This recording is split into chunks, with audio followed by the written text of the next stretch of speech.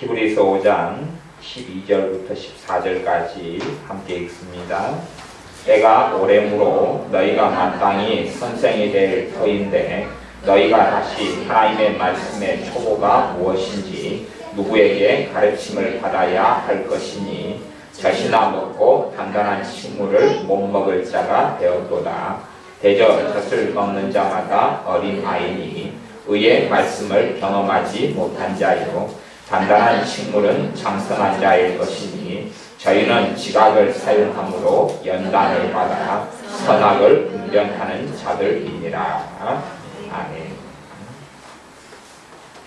지난 시간 수요일에 하나님의 음성을 어떻게 듣는가 첫 번째 시간을 했습니다. 아마 2시간 정도까지는, 이번 시간 정도까지는 최소한 하나님의 음성을 듣는 것에 대해서 좀 다루어야지 어느 정도까지 다루어지는 것 같습니다. 물론 사실은 더 여러 차례 말씀을 전해서 더 구체적으로 또 더 다양한 측면에서 말씀을 해야 되지만 사실은 2시간 정도만 해도 더 듣기를 싫어하는 분들이 많으셔서 시리즈 설교가 되면 사람들이 잘 안 들으시더라고요. 그래서 대부분 이제 개인적으로 한 2시간 정도 하면 정리를 하려고 그러는데, 그래서 전에도 하나님의 음성을 듣는 부분에 대해서 전에 한 4시간짜리 시리즈로 말씀을 전한 적도 있고 그렇게 여러 차례 말씀을 실상은 전해 왔습니다. 그래서 어떨 때는 하나님의 음성을 듣는 잘못된 듣는 것의 위험성에 대해서 또 감정 따라서 들으면서 그걸 하나님의 음성, 성령님의 인도하심이다 착각하는 부분의 문제점에 대해서도 많이 이야기해 왔습니다. 지난 시간에 하나님의 음성 어떻게 듣는가에서 하나님의 음성이 기본적으로 어떻게 들려오냐 하는 부분에서 최고 많이 바르게 들을 수 있는 방법은 내적 확신, 내적 증거라 그랬습니다. 그 내적 증거가 정확하게 작용하려면 평안한 상태가 되지 않으면 정확하게 작용이 안 된다 그랬습니다. 평안 상태가 될 때, 주님 주시는 평안 상태. 그래서 그 평안 상태에 대한 이야기는 지난번 주일 낮 오후에 2시간에 걸쳐서 말씀을 전했고, 관련된 말씀으로는 분주함을 멈추라. 평안 상태를 가장 많이 깨뜨려 버리는 것이 조급함이다 그래서 분주함. 마음이 막 분주한. 그래서 예전에 분주함을 멈추라 원투 설교를 해서 교회 카페 안에 추천하는 말씀에 그것을 다시 올려놓았습니다. 분주한 상태가 되어버렸는데도 불구하고 평상시에 나는 평안하다 그렇게 느끼실 수도 얼마든지 있습니다. 그래서 실상은 이 주님께서 인도하시는 것에 대하여 그냥 당사자인 나보다 심지어는 주변 사람들이 더 잘할 수가 있습니다. 주변 사람들이 더 그 사람의 문제에 대해서 저 사람을 어떻게 주님께서 인도하시는가 하는 것을 더 잘 알 수 있는 경우가 의외로 많이 있습니다. 그것을 잘못 오해하시면 어떤 교인들의 문제를 주의 종이 더 잘한다 그런 것은 잘못된 것입니다. 그런 걸 이야기하는 게 아니고 함께 믿음 안에서 영적으로 교제하고 함께 사귀고 함께 상대방의 삶에 대해서 알면서 깨어있는 삶을 사는 다른 지체들이 그 사람에 대해서 그 사람의 영적인 상태나 혹은 그가 바르게 어떤 것을 선택해야 되는 부분에서 혹은 잘못 선택하는가 하는 것을 훨씬 더 잘 감지하는 경우가 많다 하는 이야기입니다. 왜냐 그러면 사람들은 자기의 문제가 되면 굉장히 주관적이 되고 맙니다. 주관적이 돼가지고 성령 하나님께서 자신에게 역사하시거나 말씀하시거나 인도하심을 받을 수 없는 상태가 꽤 많이 돼버립니다. 내 문제가 돼버리면 굉장히 주관적이 돼버려요. 그래서 내 문제가 아닌 다른 사람의 문제 같은 경우는 분별력도 생기고 지혜도 생기고 또 어느 정도까지 알 수 있게 되는 일도 있지만 자신의 문제가 돼버리면 좀 문제가 복잡해집니다. 그래서 자신의 문제에 대해서는 잘 해결점이나 바른 방향을 잘 모를 수 있습니다. 또한 심지어는 두 사람이 한 사람은 믿음이 좀 성장했고 한 사람은 그렇지 않다 그러면 성장한 사람 입장에서는 답이 혹은 지혜로운 길이 한두 개가 보일 수 있는데 성장하지 않은 사람은 그 길을 걷기가 쉽지 않다 그 말이에요. 사실은 답을 제시할 수 있는데 그 사람은 그 답을 제시하는 답을 얻거나 쉽게 그 길을 걸어가는 것이 상당히 어렵습니다. 상당히 어렵다는 것은 단순하게 선택의 문제, A를 선택하냐 B를 선택하냐 하는 것을 넘어서는 문제가 많습니다. 왜냐하면 모험이 필요할 때도 있고 모험 이전에 사실은 내 마음이 하나님의 음성을 듣고 하나님께서 역사하시는 걸 들을 상태가 되려면 이제 평안 상태가 기본이다 그랬어요. 그런데 이 평안한 상태로 쉽게 깨버리는 것들은 굉장히 많은데 그 중에 하나가 분주함이다, 조급함이다. 그것을 지난번에 말씀했습니다. 그 다음에 또 한 가지를 제시한다면 하나님의 음성을 지금 평안 상태가 될 때에 듣기 좋은 상태가 된다 그랬습니다. 내적 확신에 있어서 내적 증거에 성령님께서 우리 안에서 내적으로 증거하시는 것에 가장 기본 상태가 평안 상태인데 지금 우리의 마음 안에가 교만이 들어와 버리면 들을 수가 없는 상태가 되거든요. 교만이 들어와 버리면 들을 수 없는 상태가 되니까 우리가 정말로 겸손해진다는 엎드린다면 주님 앞에서 엎드린다면 그렇다면 주님의 음성을 더 잘 분별하고 들을 수 있게 되어집니다. 그러면 교만이 들어와 버렸다 그 말은 교만이 들어오면 기본적으로 우리에게 생겨나는 게 판단, 비판, 정죄, 혈기가 생겨납니다. 교만이 들어오면 그래요. 사람이 나는 다른 사람 위에 군림하지 않았고 다른 사람보다 아는 체 잘난 체 하지 않았는데 그게 아니라 교만이 들어와 버리면 그래요. 교만이 들어와 버리면 진리의 길을 따라 걷지를 않아 버립니다.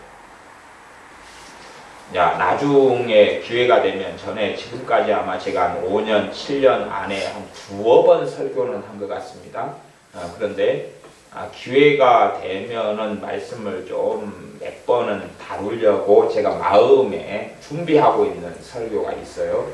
준비하고 있는 메시지가 뭐냐 그러면 믿는 사람들이 하나님의 백성이 아닌 사람들은 뭐 하나님하고 별로 상관없으니까 제껴놓고 예수님 믿는 사람들이 예수님으로부터 오는 복과 은혜를 하나님을 아버지로 섬기는데 하나님으로부터 오는 복과 은혜를 누리지 못하는 여러 이유가 있는데 받지 못하는 여러 이유가 있는데 그 가운데 한국 사람 가운데 믿는 사람은 핵심적인 이유 중에 하나가 정부에 대한 비판 때문에 그렇습니다. 정부에 대한 비판 때문에 그건 못 받습니다. 이건 제가 지금 심각한 이야기라는 것입니다.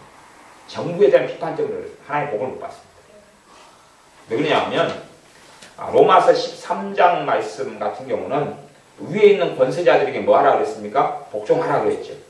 위에 있는 권세자들은 하나님의 사역자들이다. 하나님의 종들이다 그랬어요. 지금 위에 있는 권세자들은요, 대통령이든지 뭐 국회의원이든지 장관이든지 시장이든지 간에 그 자리를 차지하면 그 사람은 하나님의 사역자가 되어서 일을 행하는 거라고 로마서 13장 2번이나 나와 있습니다. 그러면 과거에 로마서가 기록되어졌을 때는 로마가 제국의 시대고 로마 황제가 통치하던 시대고 그리고 법치국가의 사회가 아닙니다. 총독이라든지 아니면 황제라든지 다스리는데 그들은 대부분이 이방 신을 따라서 사는 사람들이고 하나님을 섬기는 사람이 아닙니다. 그럼에도 불구하고 그렇게 공적으로 국가를 다스리고 통치하는 일을 하는 사람들이 하나님의 사역자들이라고 성경은 언급을 해요. 이런 부분에서 정말로 이해가 부족해버리면 삶 속에서 하나님의 말씀을 심각하게 훼손하고 어기는 것이 되기 때문에 하나님이 주시는 복과 은혜를 받지는 못합니다. 예수를 믿는 사람들이요, 내 의지력이나 내 힘이나 내 능력으로 살 수 있는 세계가 좀 있고, 말하자면 내 신앙의 수준하고 내 기도하고 그렇게 내 의지력으로 주님을 섬기고 신앙 안에 설 수 있는 영역이 있지만 또 어떤 영역은 내 힘으로도 안 되고 능으로도 안 되고 내 기도를 해서 안간힘을 써도 안 되고 의지력을 사용해도 안 되는 부분이 있어요. 그런 부분에는 하나님의 은혜가 필요한 영역이 되어져. 그런데 말씀을 내가 정면으로 어기고 살아버리면 그 영역이 하나님의 은혜가 임하지 않아버려요. 왜요? 교만하니까 그렇게 돼버려요. 근데 그런 부분 가운데 하나가 한국 사람들, 믿는 사람들의 신앙이 황폐화가 되는 이유 중에 하나가 정부에 대한 비판과 공격과 판단과 정죄 때문에 그래요. 지금의 시대보다 최소 100배 이상이 악한 사회입니다. 지금의 시대보다 100배 이상이 정치인, 100배 이상의 권력자, 100배 이상의 시장, 총독, 황제가 악해요. 왜냐하면 지금의 법은 아무리 악법 그래도 굉장히 좋은 법 속에 있어요. 왜냐하면 국제화 사회가 되어버렸기 때문에 공산주의 국가가 아닌 한은 법 자체가 아무리 악법 그래도 성경 로마서 하나님의 말씀이 기록될 시대보다는 10배, 100배가 훨씬 더 좋은 법 안에가 있어요. 심지어는 대통령이라 할지라도 법을 어기면 대한민국이 얼마나 민주주의 국가인지 압니까? 역사 이래로 대통령들이 다 줄줄이 어디 들어갔습니까? 감옥에. 이건 법치국가가 되지 않으면 일어날 수가 없는 일이에요. 전제국가, 독재 속에서는 대통령이 감옥에 가는 일이 일어날 수가 없는 거예요. 어떻게 갑니까? 권력을 가졌는데. 이런 사회 속에서 더군다나 이런 대한민국 사회가 아니라 할지라도 국가의 권력자에 대해서 하나님의 사역자들이기 때문에 복종하라 그랬어요. 복종하라 그랬어요. 그러면 최소한 봐보세요. 이제 우리가 교통신호를 가다가 어겼어요. 그러면 경찰관이 와서 삐고 그래가지고 멈추세요 그럴 거 아니에요? 그죠? 거기에서 이제 내 잘잘못이 어때든지 간에 정말로 경찰관이 지금 하나님의 일을 수행하고 있는 거예요. 하나님의 일을 수행하고 있다는 말이에요. 그러면 내가 그 양반하고 치고받고 싸우거나 혈기를 부리거나 지금 잠깐 조금밖에 속도가 안 올라갔는데 당신이 나를 잡을 수 있냐? 혹은 주차 딱지를 뗐어요. 그러면 당신이 뭔데 지금 나가 주차를 잠깐밖에 안 했는데 떼가지고 견인해버리느냐? 이런 마음들이 생겨나면 사실은 그 사람의 인생과 삶 속에 하나님께서 열어주시는 복과 은혜를 받지는 못해요. 지금 이것이 예수 믿는 사람들에게 있어서 심각한 문제입니다. 대한민국 사람의 심각한 문제예요. 그런 것이 기본적으로, 그래서 기본적으로 경찰관이나 소방서 직원이나 이런 시청 공무원이나 우리가 또 동사무소에 가면 직원들 있잖아요. 저런 사람들이 지금 하나님의 사역자가 돼가 일을 행하는 거예요. 저 자리에 있으면요. 그래서 그 사람들이 다 옳고 다 바르게 할 수는 없어요. 최소한은 내가 그들에 대한 뭐가 있어야 되냐 그러면 존중이 있어야 돼요. 존중과 존경. 대통령이나 장관이나 누가 다 오를 수 없어요. 당연히. 그러죠? 오를 수 없어요. 그러나 내게 뭐가 있어야 된다고요? 존경심이 있느냐 하는 것이. 그게 최소한입니다. 최소한이에요. 아주 나쁜 사람이 그 자리에 서도 내게는 이제 무엇이 요구되냐 하면 존경심이 요구돼요. 존경심이 요구돼요. 그것이 있느냐 없느냐예요. 존경심이 요구돼요. 한 걸음 더 나아가서 성경은 목회자에 대해서도 이야기하고 주의 종에 대해서도요. 주의 종이 악랄하고 못된 사람도 많아요. 진짜로. 그래서 그런 사람을 겪는 경우도 많아요. 그럼에도 불구하고 문제는 하나님의 종의 자리에 있기 때문에 존경을 받아야 돼요. 존경을 받아야 돼요.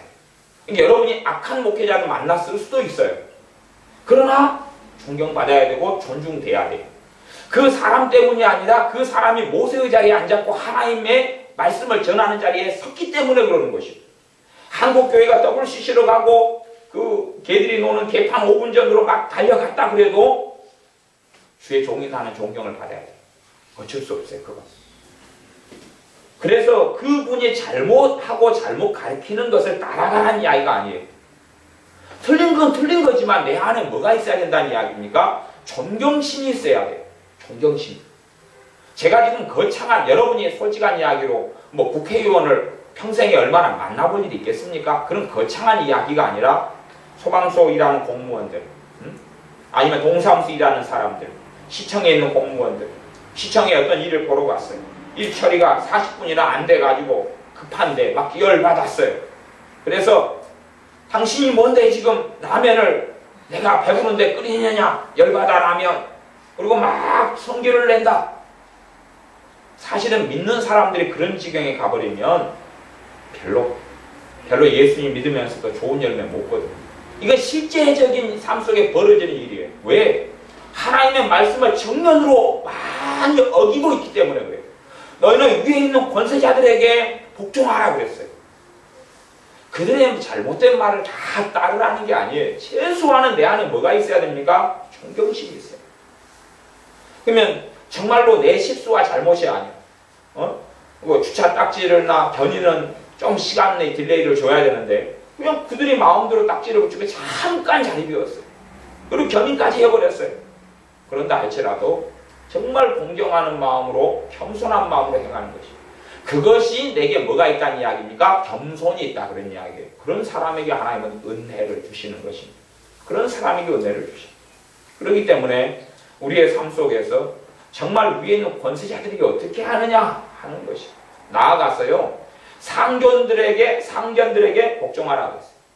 그러면 이제 우리가 직장생활과 회사생활을 한다 그 말이에요. 내 상견들에게 과연 내가 어떻게 하느냐 하는 것이 그 상견들이 못될 수도 있고 악할 수도 있어요. 그러나 내가 그를 비판하고 공격하느냐 아니면 하나님을 내가 섬기고 예수님을 믿기 때문에 존중하고 존경하느냐 하는 것이 그것이 교만이나 겸손이냐의 바로미터입니다. 그냥 잘난 체하고 돈도 없는데 아니면 잘나지도 못했는데 나 잘난 체하고 가진 체하고 그래 과시하고 그러란 이야기가 아닙니다. 그것이 교만이 아니에요. 그게 교만이 아니라 내가 정말로 존중하고 존경할 자를 그렇게 하느냐 하는 것인데 사람이 어떤 사람이냐의 문제가 아니고 그 사람이 어떤 사람이냐의 문제가 아니고 지금 어떤 자리에 있느냐 때문에 문제가 벌어지는 것입니다. 그 사람이 쓰레기 같은 사람이냐 아니면 경건하고 거룩한 사람이냐 존경할 만한 사람이냐의 문제가 아니에요. 그 사람을 이야기하지 않습니다. 하나님의 말씀은. 마땅히 존경할 자를 공경할 자를 공경하느냐 하는 것이 직장 상사에서도 그 사람이 별로 좋은 사람이 아닌데 내 머리 위에 사람이 나는 과장인데 그 사람은 차장이고 부장이에요. 그러면 나는 그 사람이 어떤 사람이든지 간에 존경해야 됩니다. 나는 존경해야 돼. 공경심이 있어야 되고 존경심이 있어야 돼. 그때 하나님께서 주시는 복과 은혜를 받습니다. 그래서 기본적으로 권세자들 국회의원이 잘못된 길을 걸어가는 것을 올바르다, 착하다, 바르다 그럴 필요 없어요. 당연히 틀렸으니까 틀렸다라고 말하죠. 그러나 문제는 그들이 하나님의 사역자인 부분이 있다 그 말이에요. 하나님의 사역자의 부분이 있었기 때문에 그들을 비난하고 정죄하고 욕할 때 굉장히 조심해야 된다 그 말이에요. 굉장히 주의하고 조심해야 돼요. 대통령에 대해서 불만과 불평이 있을 수 있어요. 문제는 믿는 사람이 불평과 불만이 있을 수 있는데 지금 어느 기준이냐 그거예요. 무슨 기준이요? 예수 믿는 사람은 세상 기준으로 삽니까? 하나님 말씀의 기준으로 삽니까? 말씀의 기준으로 살아야 돼요. 말씀의 기준. 내가 세상 도덕과 윤리와 가치관의 기준으로 따라간다면 나는 예수님을 거기에서 부인하고 사는 것입니다. 아니 몰라서 그럴 수는 있어요. 문제는 내가 관심도 없다. 하나님의 기준이 아니라 하나님의 말씀의 기준이 아니라 세상의 기준이라면 하나님으로부터 오는 건 받을 생각은 말아야 됩니다. 그래야 돼요.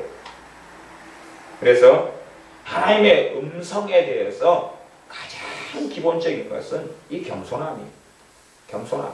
그 겸비함이 필요해요. 그게 없다면 그래서 하나님의 음성을 듣는 가장 큰 문제점이 조급함, 평안하지 않은 평안 상태에서 그리고 교만이다 그랬어요. 교만. 그 상태가 되니까 자신은 이렇게 살펴봐도 큰 문제가 없어요. 저렇게 살펴봐도 큰 문제가 없어요. 근데 왜 나는 성령님께서 말씀하신 음성을 듣지 못하느냐? 왜 나는 인도하심을 잘 받지 못하느냐? 그런데 문제는 그것이에요. 자, 그 다음에 남편과 아내 사이에도 문제가 생깁니다. 문제가 무슨 문제냐 그러면 이제 남편과 아내는 믿음 안에서 말씀 안에서 동등합니다. 근데 유감 속에 또 하나의 문제가 있어요. 또 하나의 문제가 뭐냐 그러면 아내의 머리가 남편이라는 게 문제가 되어버립니다. 이게 이제 성경 진리의 문제가 그것이.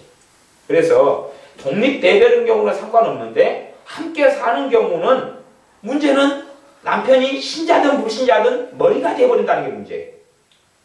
그러면 뭐가 필요합니까? 아내에게서 남편에 대한 뭐가 필요해? 존경심이 필요해. 이것이 이제 그래서 고를 때 잘 고르라고 했잖아요. 무조건 존경해야 돼. 네? 그 양반이 걷는 길에 다 옳다 그게 아니고 뭐가 있어야 된다고요? 존경심. 그게 겸손이에요. 그게 겸손이에요. 존경해야 돼. 공경해야 돼. 이게 문제가 되는 거예요. 그래서 사실은 제가 그 설교를 시리즈로 한 두세 시간 하면 정말 이제 죄가 확 드러나버리고 정말 듣기 싫은 설교가 되겠지만 잘 듣는 사람은 거기에서 하나의 복과 은혜가 있네요. 막혔던 길이 풀려요. 막혔던 길이. 그래서 제가 그냥 맛배기만 조금 하고 지나가겠는데 언제 그 설교를 하게 될지는 모르겠는데 옛날에 몇 번 설교를 했습니다. 옛날에 몇 번 설교했어요. 한 5년, 7년 전. 그러죠? 네, 제가 옛날에 몇 번 설교했어요. 물론 지금 설교하면 좀 더 깊이 다루고 좀 더 자세히 다루는 측면이 있게 될지 모르겠습니다만 어쨌든 해야 될 이야기는 정말 다 했다 그렇게 생각하시면 돼요. 한 2번 설교할 것을 한 10분 안에 들었으니까 얼마나 좋습니까? 근데 그 부분에 있어서 정말 바르게 깨닫지 못하면 다 영적으로 장님이 돼버리고 맙니다. 내가 잘못된 자리에서 어떻게 하나님의 음성을 듣겠습니까? 쉽게 이야기하면 화장실에서 애가 제가 전문적인 분야가 똥 이야기잖아요. 화장실에 애가 화장실을 맡겨놓은 다음에 물을 잘못 내려가지고 똥이 범람을 했습니다. 거기에다가 밥상을 넣고 밥 먹기 해요. 식욕 돌겠느냐 그 말이죠. 그 상태에서 식욕이 돌겠느냐 그 말이에요. 그것처럼 내가 판단이 있고 비판이 있고 정죄가 있어요. 무슨 판단이 무서운 것입니까? 권세자들에 대한 판단이 무서운 거예요. 권세자들. 성경에서 랭킹 1위로 이야기하는 권세자들은 정부의 권세자들 이야기합니다. 랭킹 1위의 권세자가 정부의 권세자예요. 제가 예를 들어 북한까지는 상상을 못하겠고 북한까지는 상상을 못하겠고 제가 그냥 중국에 산다. 중국 공산주의입니다. 공산주의이기 때문에 애 낳는 것도 허락을 맡아야 낳습니다. 애 몇 명만 놓을 수 있습니까? 단 한 명. 단 한 명. 단 한 명. 그러면 제가 중국에 산다면 저는 중국의 공산주의 권력기관에 저는 순종할 겁니다. 그가 하나님에 대하여 거역하고 거스르는 것이 아니라면 진리의 길에 특별히 어긋나지 않는다면 예를 들어 공산주의는 위에서 오더내리고 물론 중국 같은 경우는 자유시장 경제가 함께 이제 혼합돼서 그렇습니다. 근데 더 오리지널 독재 속에 들어가는 악랄한 공산주의로 간다면 너는 이 직장 가져, 너는 이거에, 너는 저거에 그럴 거예요. 하지만 그 세계 속에서 순응하고 공경하고 산다 그 말이에요.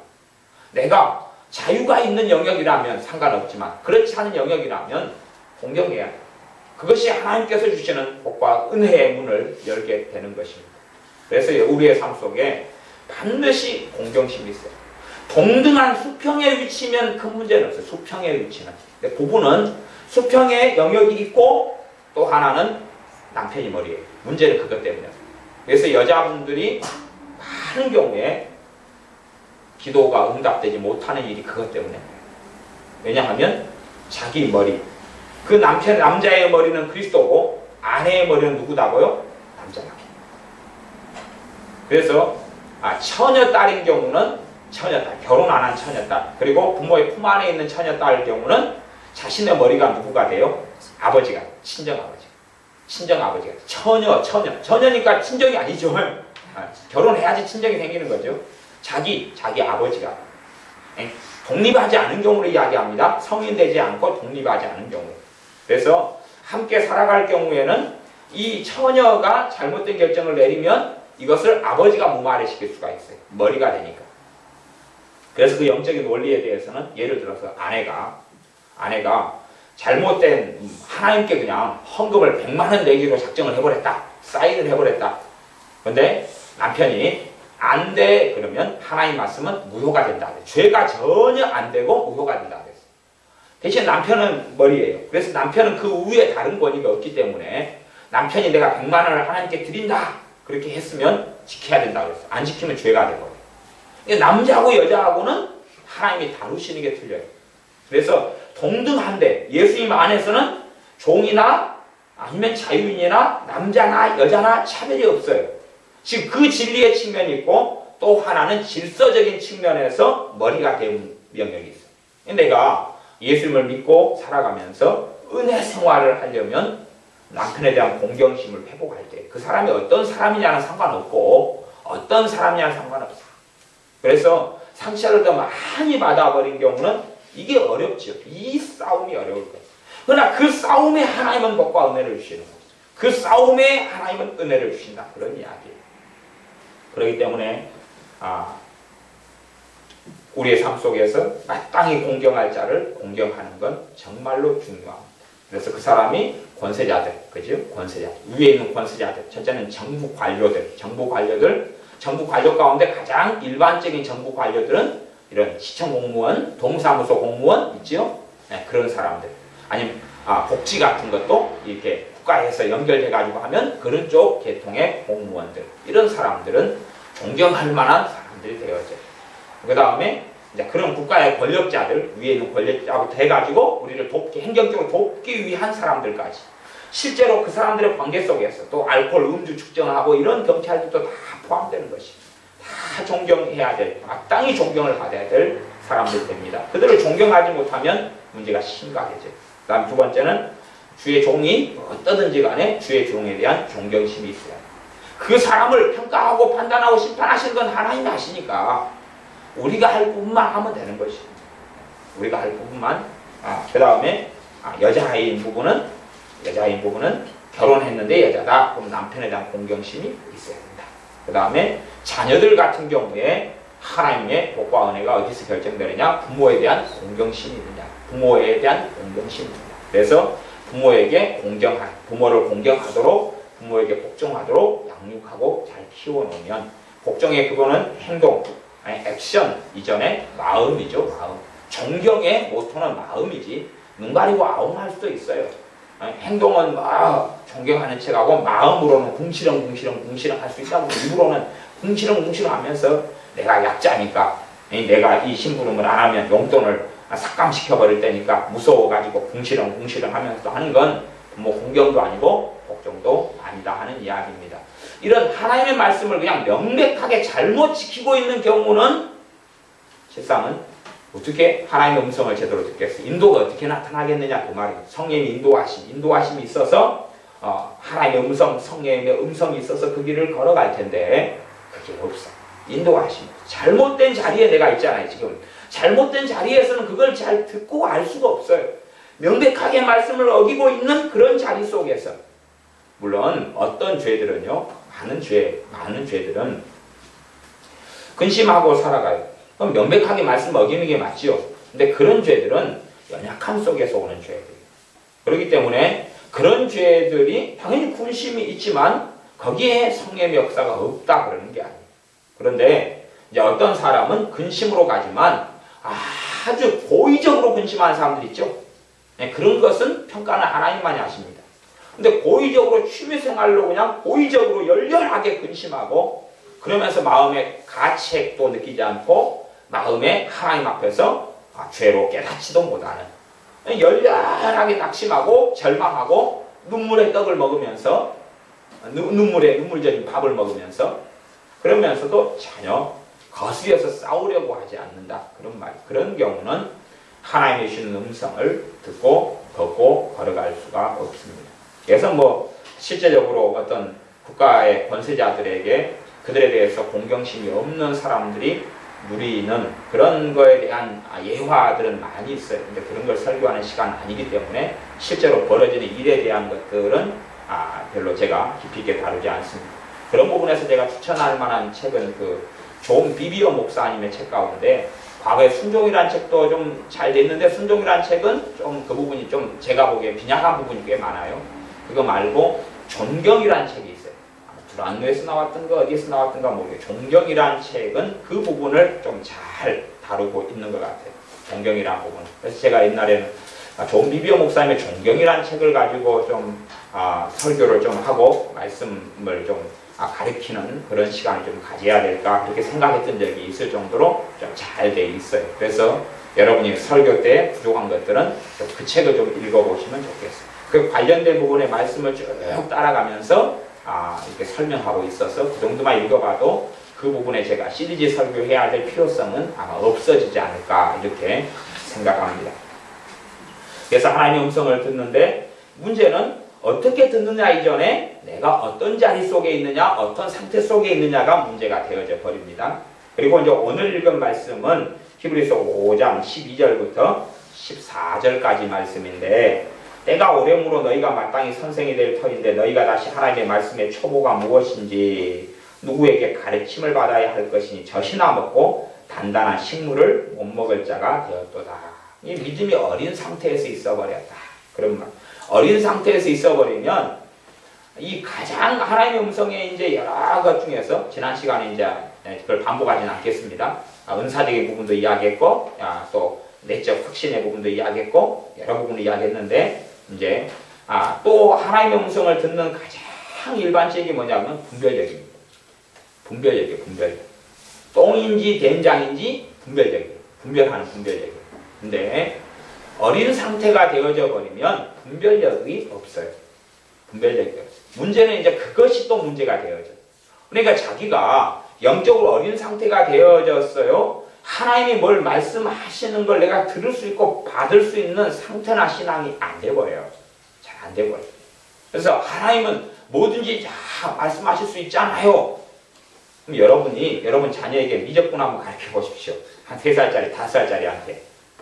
다 가르칠 수 있잖아요. 알아듣는지. 그거 어떻게 알아듣는지. 여러분이 회계장부 가져다가 회사 회계장부를 갖다가 자식한테 10살짜리한테 가르쳐 보세요. 알아듣는지. 그러니까 영적으로 어린 상태로 있어버리면 하나님이 아무리 말씀하실 수 있다 그래도 알아듣고 깨닫는 것이 한계예요. 실제로 여러분은 아셔야 됩니다. 환상 속에 있지는 마셔요. 하나님은 전능하시니까 알아먹게 말씀하실 수 있잖아요.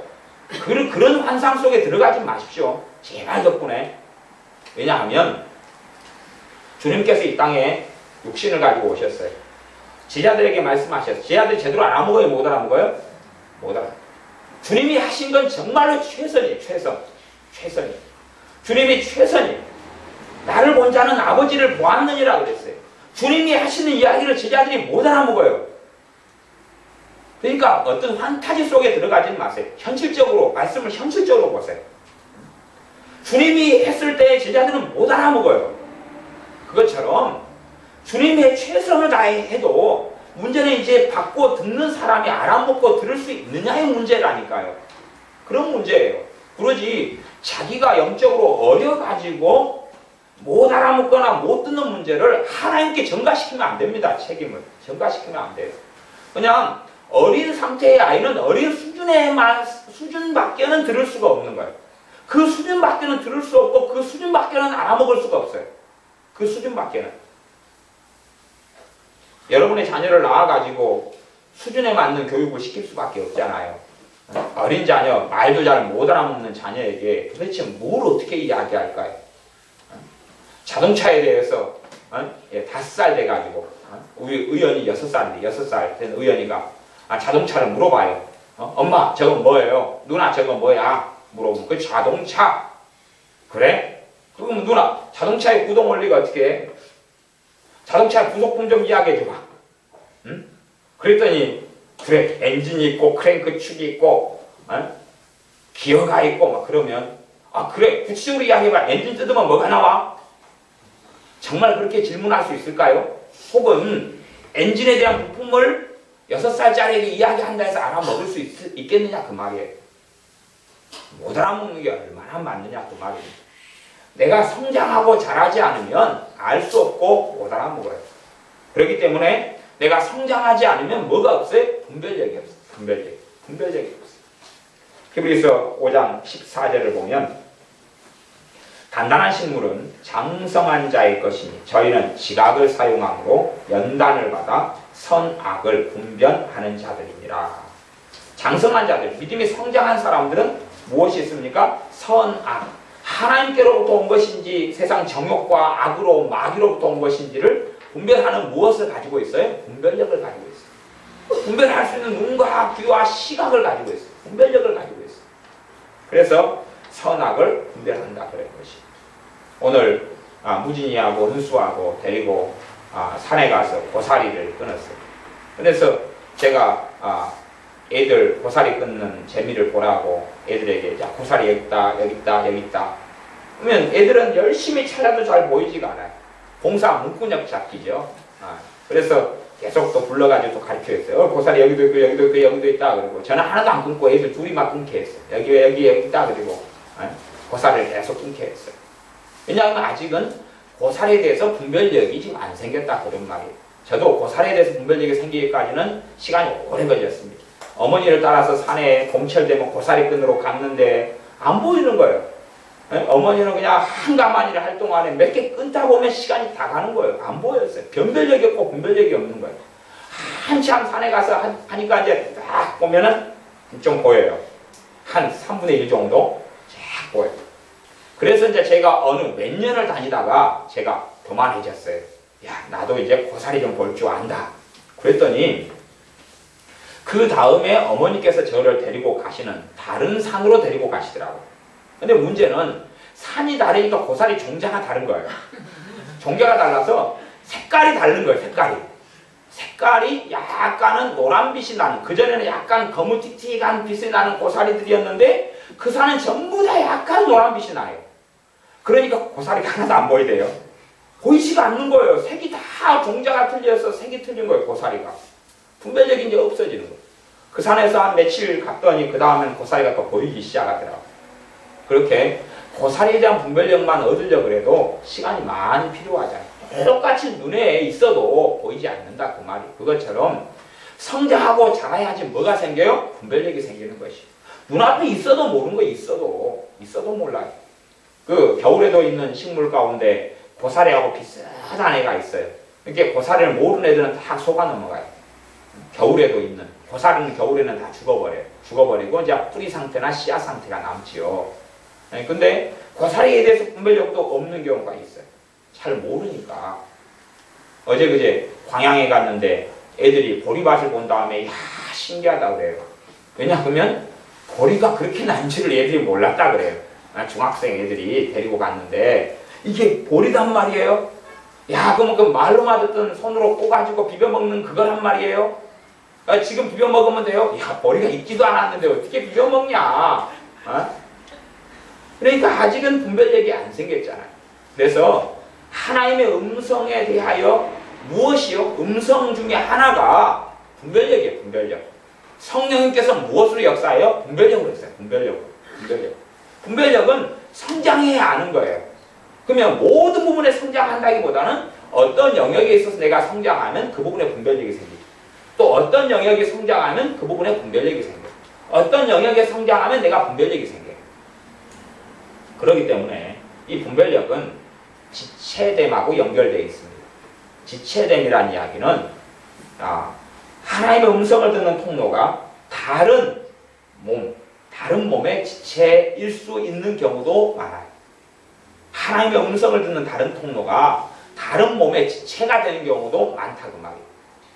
왜냐하면 나는 이쪽 영역에서 성장하지 않았어요. 그렇기 때문에 분별력도 없고 지혜도 없고, 지금 하나님의 음성을 듣는 또 다른 방법은 지혜입니다. 지혜. 그래서 야고보서 1장 말씀에는 너희가 지혜가 부족하거든 후히 주시고 꾸짖지 아니하시는 하나님께 구하라. 그러면 지혜를 주시리라. 그래서 여러분들이 하나님께 지혜를 구해보세요. 그러니까 지혜를 못 받는 사람은 그 사람 안에 뭐가 있다는 이야기입니까? 의식, 믿음이 없다는 이야기. 이게 여러분 믿음의 수준을 딱 보시려면 지혜가 필요한 순간 수준에서 지혜를 구하세요. 지혜가 안 오면 여러분이 지혜를 못 받는 수준. 지혜를 왜 못 받는다 그랬어요? 야고보서 1장 말씀에는 의심이 있다. 믿음이 없다. 믿음이 없다. 믿음이 없는 사람, 자동으로 오지 않고 믿음이 없는 사람은 죽게 받을 줄로 생각하지 말아라. 지혜의 부분에 있어서. 그러니까 문제는 하나님의 문제라기보다는 하나님의 음성에 대한 부분, 하나님의 음성을 듣고 못 듣고 하는 것은 우리의 문제예요. 대부분. 우리의 문제인데 여러분이 지혜가 필요한 부분, 하나님의 지혜가 필요한 부분에 있어서는 기도를 해보세요. 구체적인 상황을 이야기하는 것입니다. 그냥 하나님 쓸 수 있는 무제한 통장을 하나 주세요. 그러면 안 주시는 것처럼 쓸 수 있는 무제한 지혜를 주세요. 그런 건 없습니다. 없고 상황마다 지혜를 받아야 되는데 지혜를 구해보세요. 그러면 그게 현주소예요. 내가 기도를 1시간 하든지 2시간 하든지 30분 하든지 그런 것은 현주소가 아니고 내가 지혜가 필요한 상황에서 주님께 지혜를 구해보세요. 그리고 내 수준에 맞게 지혜가 오면 내가 믿음이 있는 거고, 지혜가 안 오면 하나님의 응답하시는 통로를 놓쳐버리는 것이. 여러분의 인생사 속에서 똑같아요. 인생사 속에서 지혜로 해결해야 될 것이 굉장히 많지 않아요. 그렇죠? 지혜로 해결해야 될 분야와 일들이 아주 많다는 것을 여러분 좀 깨달으셔야 깨닫고 계시죠? 깨닫고 계시죠? 아니 우리 진집사님은 화원을 하시니까 딱 어떻게 보면 야 이게 어떻게 구성이 돼야 되겠다. 이 꽃은 어디로 가고 이 꽃은 어디로 가고 해가지고 이게 쫙 이렇게 작품을 하나를 만들어낼 때 이게 판매가 잘 되겠다는 딱 보면 딱 나오잖아요. 지혜가 통찰이. 그게 지혜란 말이에요. 그 지혜예요. 그래서 지혜로 삶의 많은 부분을 해결하잖아요. 우리 손집사님은 옷을 굉장히 멋있게 잘 입으시잖아요. 그럼 그쪽 부분에 지혜가 있으신 거예요. 그러면 딱 설 때 내가 무슨 와이셔츠 무슨 헤어스타일에 넥타이가 지금 뭐가 돼야지 이게 딱 이렇게 멋이 있고 멋이 세련됐다. 이게 지혜가 있잖아요. 우리 돌산에 우리 유효석 성도님 있으신데 야 얼마나 옷을 세련되게 입으셨는지 응? 요즘에 약간 좀 땡땡이를 요즘에 하고 계시지만 근데 딱 옷을 보면 그냥 젊은 사람보다 훨씬 세련되게 입으셨어요. 저보다 나이가 연배가 많으시지만 저보다 훨씬 세련되게 입으셨어요. 저는 그냥 주구장창 옷 갈아입기도 싫어하고 그런데 굉장히 세련되게 입으셨어요. 그러면 그에 대해서 뭐로 해결하는 거예요? 옷을 입을 때 되면 지혜로 해결하는 거예요. 지혜로. 그잖아요. 지혜로 삶이 해결돼야 될 부분. 우리 이 집사님도 미장문 하시니까 아시잖아요. 손님이 딱 오면 이 양반이 헤어스타일이 물론 똥꼬집을 부려가지고 안 어울리는 헤어스타일을 하자고 그냥 엄청 어기는 손님이 있으면 해주는 것이 지혜지만 그러냐 이제 그 좀 알아서 좀 해주세요. 어떤 그 머리가 어울릴 것 같아요. 그러면은 지혜를 딱 사용하잖아요. 그죠? 그렇게 삶 속에 지혜가 사용되는 영역이 많아져야지 삶을 잘 살고 계시는 겁니다. 그런데 그렇기 때문에 지혜의 필요성을 느껴요. 그러면 하나님께 기도하고 응답이 하나님의 음성 아니에요. 지혜로 받는다 그 말이에요. 지혜로. 어떤 영역들이 지혜로 받아요. 근데 지혜로 받아야 될 영역을 지혜를 안 구하면 못 받는 것이에요. 못 받아요. 제가 오늘 그 산에 가서 임자 없는 그 매실을 봐서 매실을 좀 따가지고 왔어요. 근데 그러면 이제 매실이다 그러면은 콘크리트 있는데 매화나무가 있다. 그래 매실이 열렸다. 그러면 그걸 딸 때 이제 통성기도로 아까 이게 그냥 콘크리트에서 이제 있으면 짝짝이 두드리잖아요. 그럼 매실이 떨어져야 어떻게 돼버려요? 다 깨져버리잖아요. 상품이 안 되고 다 깨져버리는 것이에요. 그럼 이 상태에서 이제 우리가 기도를 해요. 하나님, 내가 짝대기로 매실 나무를 막 두드릴 테니까 떨어져서 깨지지 않도록 천사를 보내서 보호해 주세요. 천사가 굉장히 바쁠 거예요. 갑자기 막 50개, 100개씩 우두두두 떨어지면은 그 다음에 제가 어느 매실나무 콘크리트 있는 데서 매실나무를 두드렸거든요. 근데 그 집이 좀 높아요. 높으니까 거기서 제가 두드렸더니 무슨 일 벌어진지 아세요? 물론 매실이 많이 깨지고 막 깨지고 그랬지만 저기 동네에서 저 몇백 미터 때까지 매실이 다 굴러간 거예요. 아까 동네 사람들이 주워가지고 올라왔더라고요. 저 아래에서 올라오는 분들이 이 집에서 매실 따고 있구나. 그리고 물론 제가 나무집에 가서 이 매실을 따가라 그래가지고 막 들었는데 바리케이트를 앉혀놨더니 저 아래까지 매실이 그냥 계속 굴러가는 거예요. 골목이 위로 아래로 흐르는 골목이거든요. 그러면 그걸 하나님께 기도하면서 하나님 막아주세요. 천사를 보내서 다 담아주세요. 떨어지자마자 받아가지고 통 안에 담아주세요. 깨끗하게 상품 조각이 됩니까? 안 됩니까? 안 되지요. 매실을 딸 때 어떤 지혜를 사용해서 할 것인가 하는 지혜가 필요하잖아요. 그럼 보통은 이제 이렇게 다 밑에 천막을 갖다 밑에 다 걸 수 있으면 그래가지고 이제 다 이렇게 받쳐놓고 넓게 해가지고 때리면 천막 안에 쑥 쌓이잖아요. 그런 지혜부터 시작해서 지혜로 해결을 해야 된다 그 말이에요. 그러지 그것을 기도응답으로 하나님 능력을 주시옵소서. 한번 뜯을 때 다 떨어지고 그 다음에 떨어지자마자 이것이 통 안에 축구선수 잘 찬 선수 있잖아요. 기성용 선수라든지 박지성 선수라든지 그런 선수처럼 그냥 두드리면 공도 아니고 농구공도 아닌데 그냥 골대 속으로 다 들어가가지고 하는 그런 게 아니고 그런 영역은 지혜를 구해야 되잖아요. 그럼 여러분의 삶 속에 내가 지혜를 받는 사람인가라고 확인하셔야 돼요. 평상시에 내가 지혜를 구하는 사람이고 지혜를 받을 믿음이 있는가. 그래서 여러분이 가지고 있는 삶의 지혜보다 플러스 알파가 나타나고 계셔야 돼요. 여러분의 지혜의 수준이 있잖아요. 여러분의 지혜의 수준. 여러분의 지혜의 수준에서 그 수준만 있다면 주님께 지혜 구하고 받을 필요가 없잖아요. 그런데 여러분의 지혜 수준에서 플러스 알파거든요. 플러스 알파가 120%, 내가 가진 지혜가 다 쓰면 100%잖아요.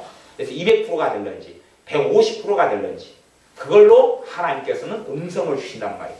지혜가 음성 중에 하나인데 지혜가 근데 그걸 내가 받을 수 있는 수준이 되느냐 하는 문제가 됩니다. 지혜. 그 앞에는 분별력이다 하겠습니다. 성장하면서 지혜의 수준도 달라질 거고 받는 분별력의 수준도 달라집니다. 그래서 분별력 자체가 하나님의 음성에 들어가는 것이죠. 하나님의 음성을 그냥 귀로 들리는 음성은 그것은 평생에 잘 들으면 믿는 사람이 잘 들으면 한 번, 두 번입니다. 여러분 귀에 육성처럼 들리는 귀로 들리는 하나님의 음성 그것을 잘 들으면 제가 잘 들으면 그랬습니다. 평생에 한 번, 두 번입니다. 그런 음성을 추구하고 구하는 사람들은 큰일이 납니다. 큰일이 나요.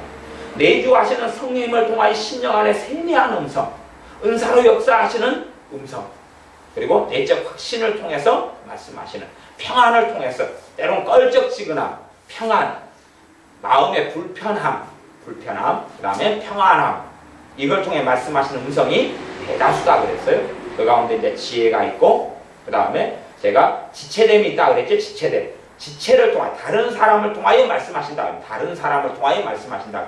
다른 사람을 통하여. 근데 다른 사람을 통해 말씀하셔도 일반적으로 틀린 것은 뭐냐 그러면 나를 지배하고 조종하는 이야기는 틀려요. 다른 사람이 나를 도와야 되잖아요. 그렇죠? 돕는 것하고 지배하고 조종은 틀리죠. 여러분이 갑자기 뜬금없이 있는데 어떤 옆에 사는 집사님이 막 기도를 샬라샬라 하다가 찾아왔어요.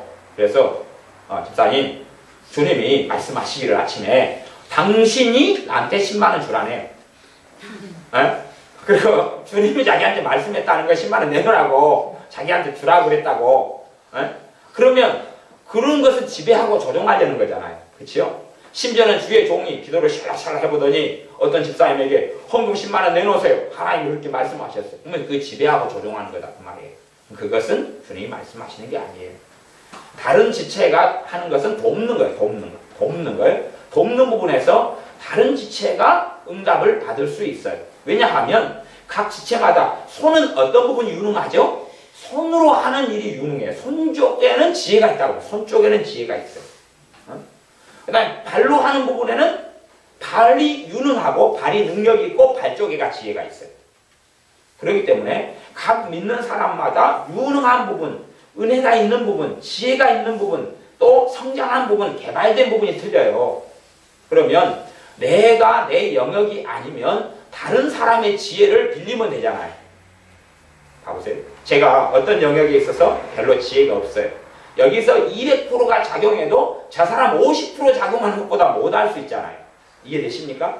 그러면 저 사람의 지혜를 빌려야 되는 것이 저 사람의 지혜를. 그것이 하나님의 음성이고 하나님의 응답이고 하나님의 인도하십니다. 아니 내가 이 부분에 있어서는 내가 아무리 지혜를 200% 500% 사용해도 별 볼 일 없어요. 다른 사람이 그 부분에 훈련되고 준비된 사람, 그래서 다른 사람을 통해서 하나님 역사하시는 것이 많이 있다 하는 것입니다. 성경은 심지어 사도 바울이라 할지라도 사도행전 21장 4절에는 그렇습니다. 그 제자들이 성령님의 감동으로 바울더러 예루살렘에 들어가지 말라 하더라. 사도 바울 같은 정말 성령 충만한 사람인데도 고집을 피우면서 예루살렘에 들어가려고 그래요. 그런데 제자들에게 성령님이 감동하셔요. 그래가지고 사도 바울에게 예루살렘에 들어가지 말라 그러는 것이죠. 그러나 사도 바울은 내가 예수님 때문에 죽기도 각오했다. 그리고 놔라.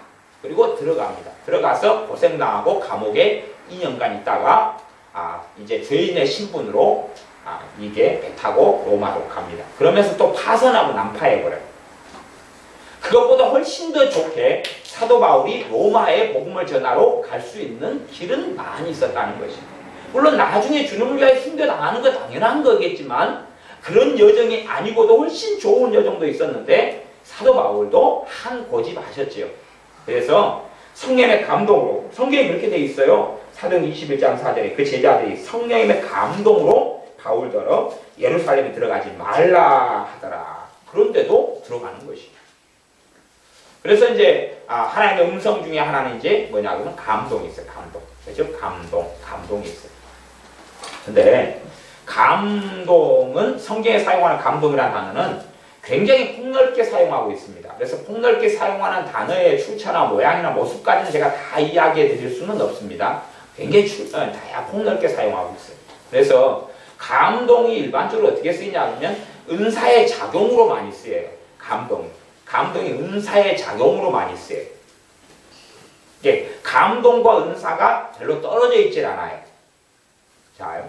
박종사님 치유사회 갈 때 되면 누가 딱 오면 기도해 줘야 되겠다 감동이 와요 안 와요? 오지요. 그 은사의 작용이잖아요. 그렇지요? 저분 어깨에 손이 얹어주고 싶어지네 그럼 감동이 온다 그 말이에요. 저분 기도해 줘야 되겠다 감동이 와요. 지난주에 서울에서 예배를 인도할 때 어떤 집사님께서 제가 보통은 설교가 끝나고 안수기도를 안 하거든요. 그래서 혼자 그냥 기도해요. 별로 제가 안수기도는 별로 안 해요. 근데 제가 주일날 설교 끝나고 안수기도를 다 했어요. 안수기도 다 해드렸어요. 그거 아마 몇 달에 한 번 있는 사건이에요. 몇 달에 한 번 있는, 제가 비싸서 그런 건 아니에요. 제가 비싸서 그런 건 아니고 저도 굉장히 저렴한 사람인데 안수기도를 별로 안 좋아해요. 그런데 이제 집사님 한 분이 하는 목사님한테 안수기도를 주님 받아야 되겠습니다. 그리고 간절히 기도하고 사모하신 거예요. 그러니까 이제 저한테 감동이 왔어요. 감동이. 안수기도를 해줘야 되겠다. 보통은 안수기도를 하려고 하면 제가 은사라든지 제 부르심하고 좀 틀려가지고 제 마음이 좀 평안하질 않아요. 기쁨으로 자원함으로 안수기도가 안 돼요. 근데 어떨 때는 그게 와요. 제가 안수기도 하는데 자유함이 있어요. 은혜가 있고 자유함이 있어요. 성령의 감동이 와요. 감동이 오면 그때는 제가 이제 안수를 해주는데 지난번에는 그 감동이 왔어요. 그래서 예배 끝나고 이제 안수기도를 했어요. 그러니까 그분의 말씀이 정말 그걸 사모하고 이제 기도를 해주셨으면 하고 간절히 바라셨다 그래요. 그래서 제게 그 감동이 왔죠. 그래서 그런 감동은 이제 은사적인 부분하고 좀 다르고, 근데 일반적으로 감동은 내가 은사가 있는 부분이 쉽게 감동이래요. 그 영역이 쉽게 감동이래요. 제가 어떨 때는 대부분 요즘에는 제가 애언기도 같은 걸 잘 별로 안 합니다. 근데 애언기도는 사실 하고 있어요. 애언기도를 어떤 양상으로 제가 하고 있냐 그러면 기도를 받고자 하시면 제가 영의 기도로서 그분의 자리에서 주님께 기도하는 것하고 축복기도하고 애언적으로 그분의 자리에서 영의 기도를 하는 그런 애언하고 요즘에 하는 제가 애언의 방식이 그런 거고, 일반적으로 하나님께서 어떻게 하기를 원하십니다. 어떻게 주님께서 해주실 겁니다. 이런 식의 양상의 애언기도는 제가 별로 안 해요. 요즘에는 한참 몇 달 동안 제가 안 합니다. 근데 어떤 분들하고는 대화를 하다 보면 이분에게 애언기도를 해줘야 되겠다는 감동이 막 오는 경우가 있어요. 애언기도를 해줘야 되는다 감동이 막 와요. 그런 분들이 간혹 있어요. 그러면 제가 바로 그냥 애언기도로 들어가요. 어쩔 수 없어요. 감동이 막 오면 애언기도로 바로 돌아가지고 들어가요. 이제 그렇게 제가 영의 기도로서 그분을 위해서 기도를 해주다가 바로 끝나고 다시 또 기도해 드릴게요. 그리고 애언기도나 혹은 방언 통역으로 이렇게 기도를 해드려요. 감동이 은사적인 부분에 있을 때는 감동이 쉽게 오죠. 그래서 감동의 부분이 하나님께서 말씀하시는 음성입니다. 그래서 성경에 여러분이 감동에 대한 부분을 성경으로 많이 찾아보면 아실 수가 있어요. 애언에 대해서도 베드로후서 1장 21절에 보면 애언은 사람이 사사로이 하는 것이 아니라 하나님의 감동하심을 입은 사람들이 받아서 하는 것이다. 그러니까 애언도 뭐예요? 하나님의 감동이 와가지고 하는 거다 그러지 않아요. 그런 것처럼 이 감동이라는 것이 단순하게 그냥 누구를 보니까 야 내가 도와주고 싶네, 돈 좀 보태주고 싶네, 그렇게 돌봐주고 싶네, 이런 감동이 올 수 있는데, 그것이 깨끗하게 잘 오는 사람은 후제, 섬김의 은사가 있는 사람이 이게 좀 깨끗하고 정확해요. 그쪽 은사가 있는 사람들이 정확하고 깨끗해요. 그렇지 않은 사람들은 정말로 주님께로부터 감동이 아니라 연민일 수도 있어요. 연민. 짠하고 안 됐어가지고 꼭 나를 보는 것 같고 그래가지고 그럴 수도 있어요. 물론 그것이 꼭 다 나쁜 거다 그런 건 아닙니다. 그러나 충분히 과도하고 충분히 육적일 수 있다 그런 이야기입니다. 그래서 은사적인 부분에서 감동이 오는 것은 정확도가 굉장히 높아요. 정확도가 굉장히 높아요. 은사적인 부분에서 오는 것은. 근데 은사적인 부분이 아닌 부분의 감동은 틀릴 수가 있어요. 틀릴 수 있어요. 왜? 그게 감동이 아니고 감정일 수가 있어요. 우리는 감정적으로 살잖아요. 하나님께서 감동도 우리 감정하고 같은 것 같지만 그건 우리 심령 깊은 곳에서 영의 감동이라고 표현하는 거예요. 영의 감정이라고 표현하기도 하는데요. 우리의 감정하고 감동이 좀 틀려요. 그래서 여러분이 감정을 감동으로 이렇게 착각하는 경우가 많이 생기세요. 그런 부분들은 사실은 감정이 막 일어날 때 이게 감동처럼 여겨지는데 막 일어날 때 여러분 안에 조급함이 있느냐, 죄책감이나 정죄감이 있느냐, 아니면 평안이 있느냐를 확인하면 그게 진짜인지 가짜인지를 아실 수가 있어요. 물론 그걸 확인하는 전체의 방법을 제가 다 설명한 건 아닙니다. 그냥 가장 기본적인 이야기만 제가 하고 있습니다. 여러분의 감동이 나타날 때에 여러분이 감동대로 안 행하면 정죄감이 오고 죄책감이 오고 그러면 사실은 주님하고 상관없는 것이 많아요. 근데 여러분이 감동이 왔는데 평안이 있어요. 평안이 있어요. 깊은 쉼이 있어요. 평안이 있어요. 그런 경우는 또 기쁨이 있어요. 기쁨. 주님께로부터 오는 것은 막 기쁨도 있어요. 그 다음에 성령님께서 그 부분을 보호하심도 있어요. 예를 들어 제가 어느 교회나 뭐 어떤 곳에 집회를 하러 간다 그럴 때에 주님께서 인도하시고 기뻐하시는 집회라면 제게 그 집회를 이제 하고 승낙을 하고 가려고 그러면 제게 설레임이 있어요. 제게 기쁨이 있다. 기쁨이 있어요. 기대감이 있어요. 주님이 어떻게 일을 하실까 하는 기대감이 있고 기쁨이 있어요. 그러나 주님께서 인도하시는 집회가 아닌 경우인데 제가 사인을 하고 그렇게 한다. 지금 이번도 지금 그런 집회 하나가 문제가 지금 돼서 제가 지금 취소를 해야 되는데 이 게으름병이 사람한테 이게 죄송합니다. 그러기가 저도 굉장히 이것이 그래서 취소를 지금 이제 미루고 있는데 다음 주에 꼭 할 거예요. 근데 그런 경우는 제 안에 뭐가 껄쩍지근함이 와버려요. 답답함이 있고 성령님께서 그 부분을 보호를 안 해버리시고 보호를 안 해가지고 그 부분에 있어서 감동이 안 와요. 계속되는 감동이 계속되는 마음의 기쁨과 평안이 오질 않아버려요. 그러니까 당장은 충동적으로 예스 그렇게 했는데 그때는 이제 감정이 했잖아요. 감정이. 그래서 제가 감정이하고는 잘 지내기가 싫어요. 감정이하고는 그게 또 뒤쪽이 정자 돌림인데 송감정이하고는 좀 지내면 곤란해요. 송감동하고는 지내야 되는데 감정은 좀 지나면 그 다음에 껄쩍지근해지고 지저분해지고 깊은 주님의 평안이 오질 않아요. 그래서 후회가 오고 마음 지킴이 잘 벌어지지 않아요. 성령으로부터는 감동은 마음 지킴의 기본적인 게 돼요. 마음 지킴의 기본적인 게 돼요. 그 다음에 예외는 있지만 일반적으로는 순리적으로 이렇게 풀어져요. 순리적으로 억지로 뜯어맞추고 막 어떻게 하고 막 하는 게 아니에요. 예를 들어 어느 집을 내가 구해야 되겠다, 사야 되겠다, 전세를 얻어야 되겠다. 그런데 성령부터 감동이 오면 이게 짝짝짝짝 맞아가지고 탁 돼요.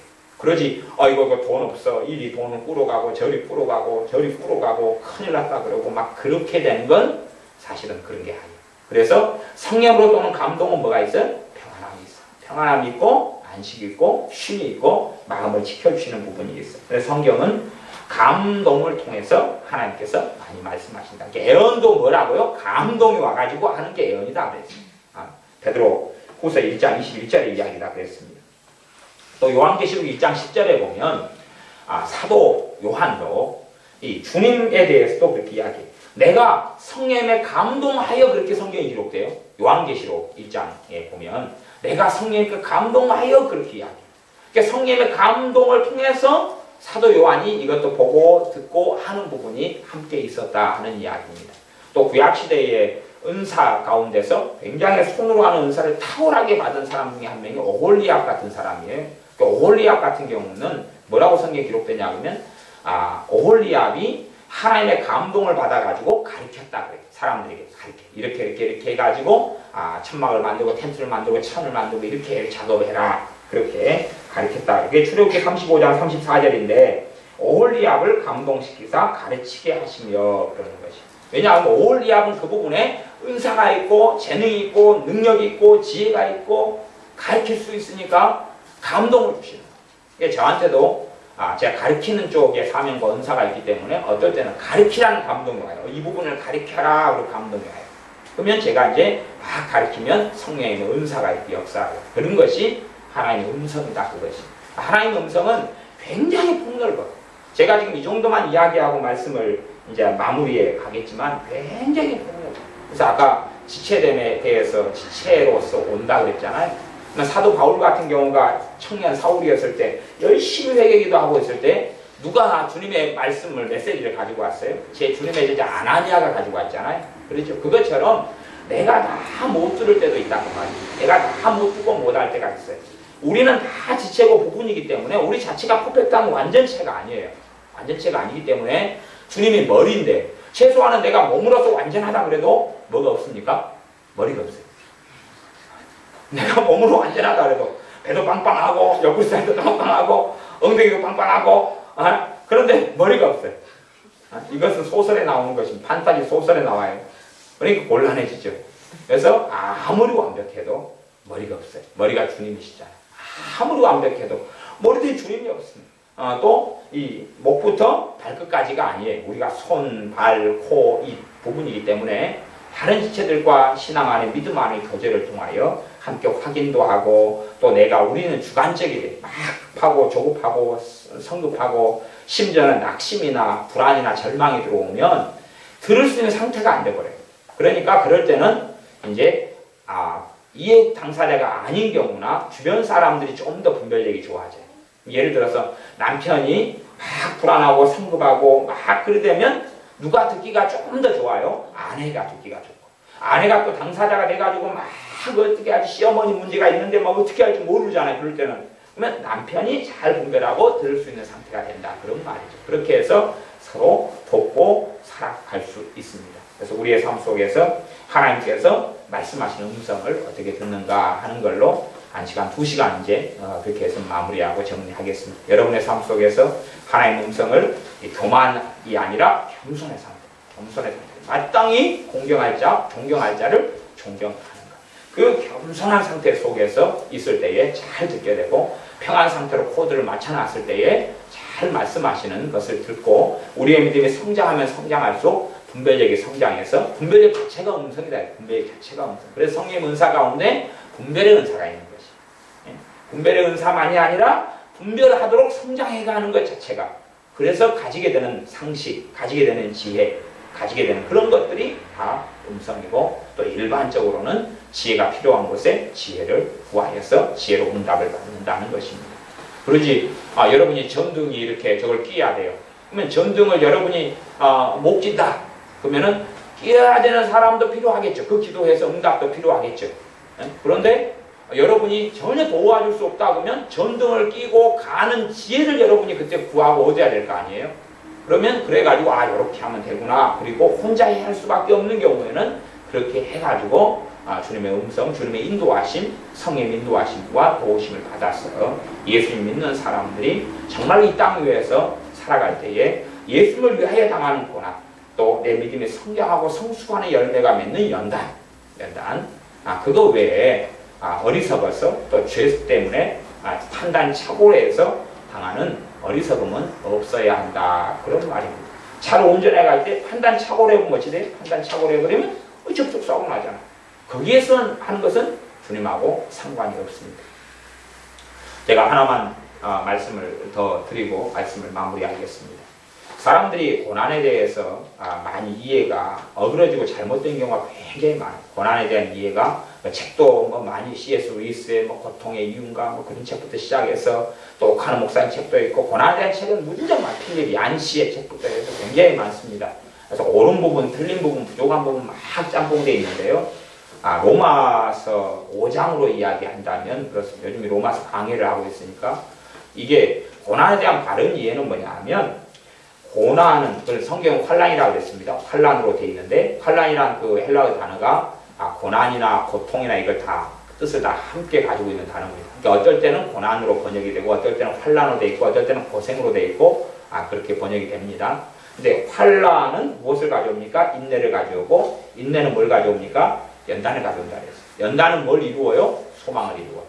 그러면 이거에 대해서 이해를 어떻게 잘못해버리는 경우가 많냐 그러면 내가 고난을 갖다 10번 당했어요. 갖고 너무 고통스러워요. 야, 그러니까 곧 내 소망이 이루어지겠구나. 절대 안 이루어집니다. 그것은 고난이 아닙니다. 고난인데 성경 로마서 5장에서 이야기하는 고난이 아닙니다.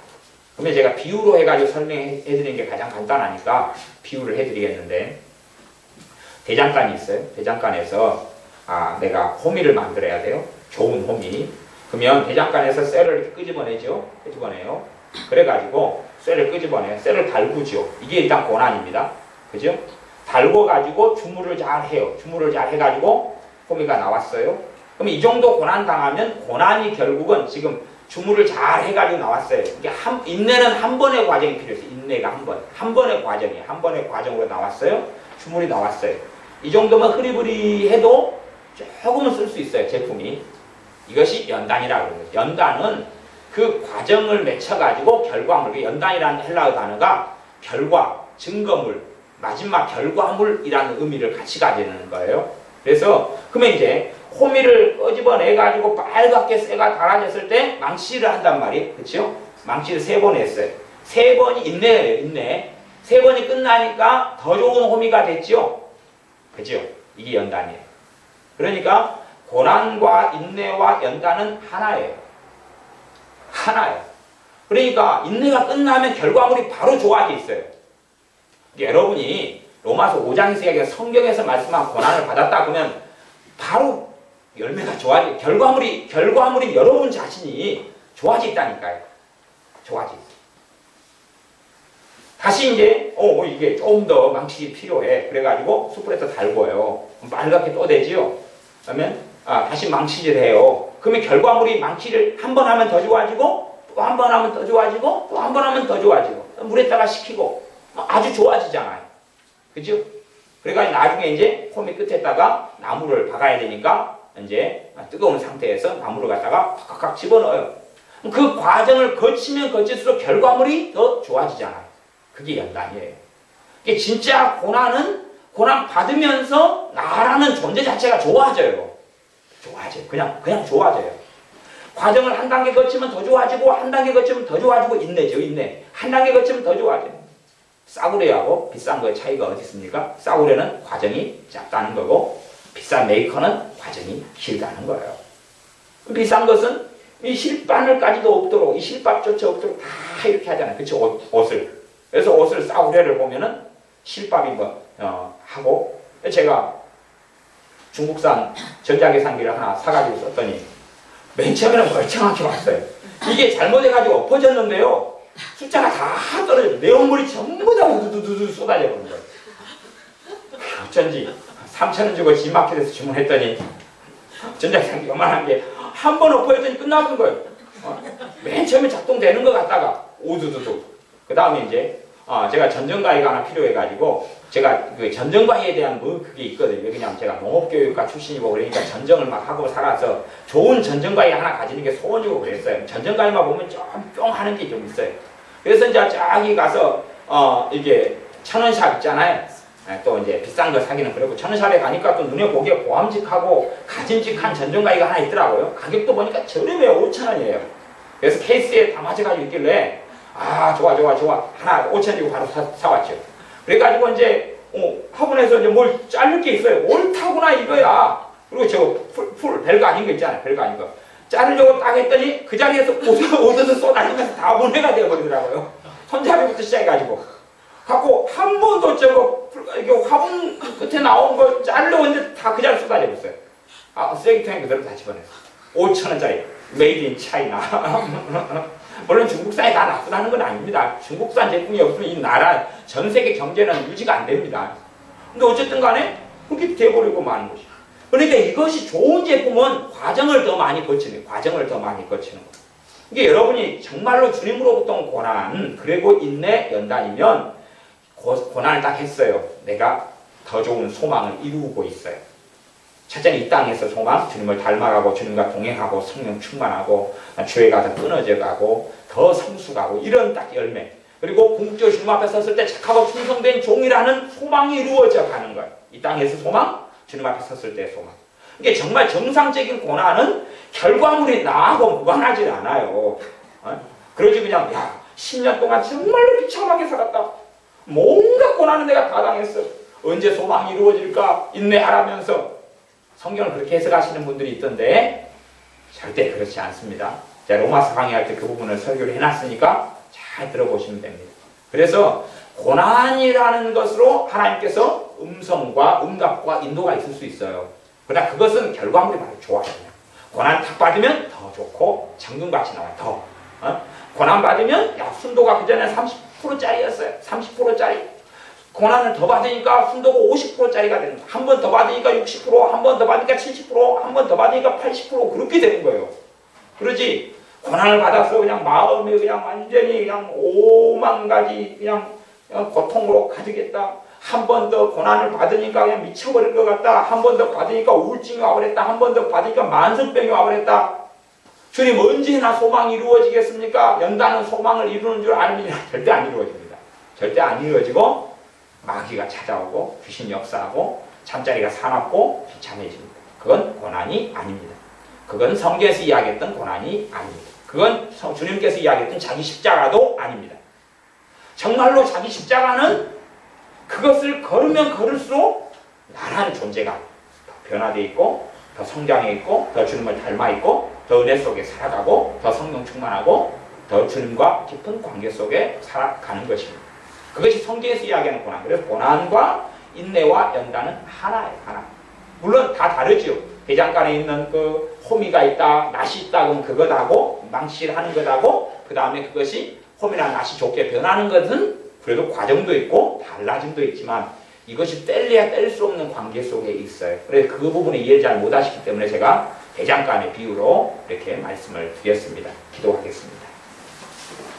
아버지 하나님, 우리의 인생과 삶 속에서 주님은 관여하시며 성령 하나님이 역사하시며 우리를 인도하시며 우리에게 음성을 주시며 말씀을 통해 말씀하시고 은사들을 통해 지혜를 통해 감동을 통해 다른 사람들을 때로는 통해서 말씀하시며 분별력을 통해서 말씀하시고 인도하시오매 우리가 주님의 음성을 잘 듣고 분별하여서 주님께서 인도하시는 좋고 아름다운 길에서 주님을 영화롭게 할 수 있도록 우리가 지혜를 가지고 또 믿음이 성장하고 자라고 분별력을 가지며 또한 성령의 은사들이 더 풍성해져서 은사를 통하여 말씀하시고 인도하시는 것을 잘 알 수 있게 해주시옵소서. 무엇보다 우리가 정말로 주님 앞에 겸손한 사람들이 되어져서 국가의 권세자들에게 존경하고 존중하는 마음을 가지게 하시며 때론 좋지 않은 주의 종들이라 할지라도 우리가 반드시 주님의 말씀 진리의 종의 자리에 있기 때문에 그들을 공경하는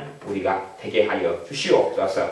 또한 나아가서 아내된 사람들, 자녀된 사람들은 부모를 공경하고 남편을 존경할 수 있는 그러므로 하나님 앞에서 바르다 인정을 받아 삶 속에 하나님께 주시는 큰 은혜와 귀한 도우심을 누리며 살게 하여 주시옵소서. 예수님의 이름으로 기도하옵나이다.